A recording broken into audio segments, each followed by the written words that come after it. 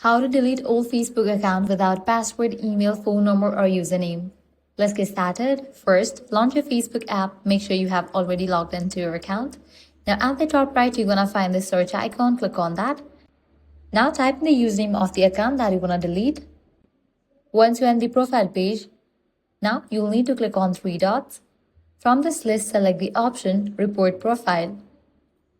Now select the option Something about this profile. From this list, you can select the option Fake Profile. Click on Me.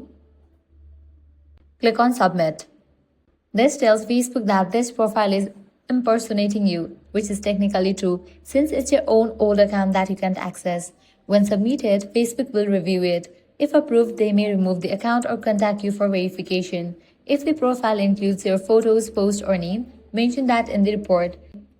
You may be asked to upload a photo ID to prove ownership. You don't need to log in, reset anything, or contact support. This method works directly through your active Facebook account. If this guide helped you out, do not forget to like, share, and subscribe.